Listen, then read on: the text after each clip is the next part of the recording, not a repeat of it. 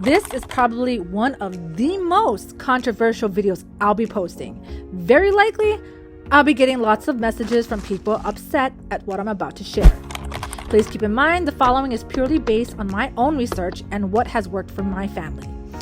A quick disclaimer, I'm not a doctor. I'm a certified coach in a particular diet that I'll be sharing shortly in this video.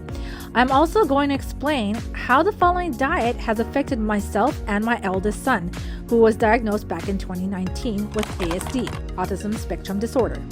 I became obsessed with finding an answer to help my child, who I saw clearly suffering from his environment. Raiden, my 5-year-old son, was diagnosed with moderate to low autism spectrum disorder.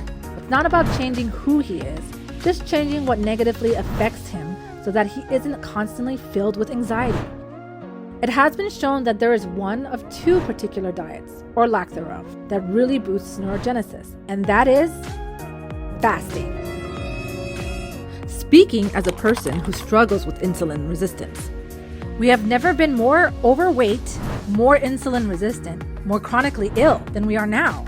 Which, if you look back at our history, we ate only when food was available, and it wasn't available all day, every day.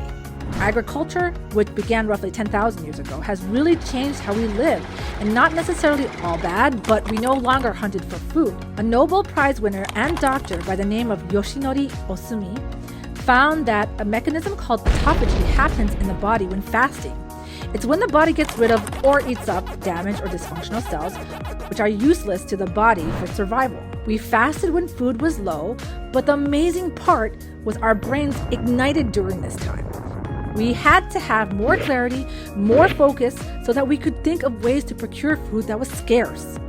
There is an article written in PubMed that talks about children with neurological disorders are caused by dysfunctional autophagy, which I have linked below. Logically, to me, I didn't see any reason not to try this. If I didn't see any improvement, I could just stop at any time. I started off gradually. My son's last eating window was 6 to 7:30 p.m. and I would feed him the next day 7 to 8 a.m. typically. I really insist that we don't deny our children food.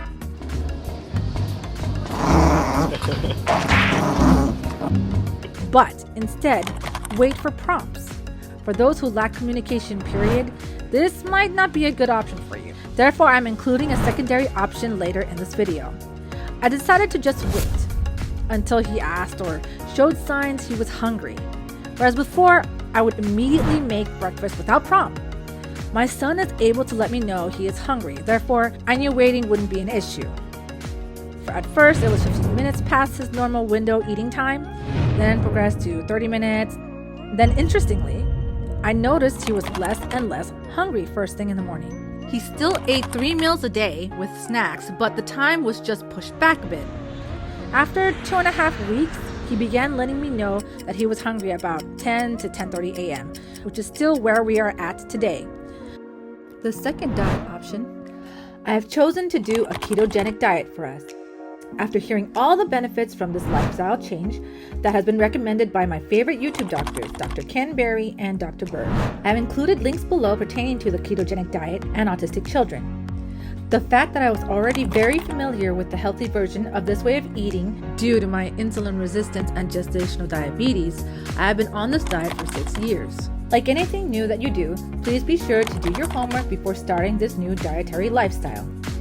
The very striking part of all of this was that when doing fasting and the ketogenic diet, I noticed that his negative behavior problems, such as self-harming, like banging his head on the floor or hitting himself, or just overall getting so easily upset about something, has diminished from 5 to 10 times a day down to 0 to 1 times a day on the 2nd week mark.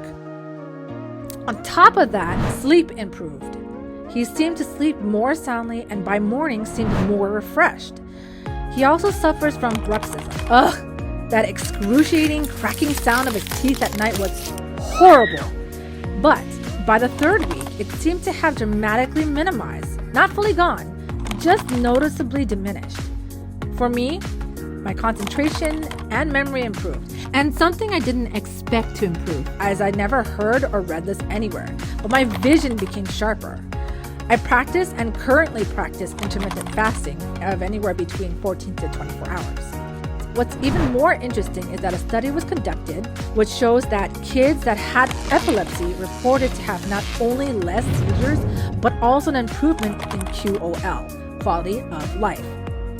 The reason is, even though sleep hours had decreased overall, the quality of REM had dramatically improved, which it shows that if REM quality was much better, so was their overall quality of life. And if you like my content, please help support my channel by liking, sharing, and subscribing. Click the notification while you're at it. I'm going to follow up with how Raiden and I are doing in future videos on our 6-month update. I hope you found this interesting and informative, and know that there is no one-size-fits-all diet. This was just the path I chose due to the studies that I've conducted based on my microbiome results. I'll see you again in the next video. Thanks for watching.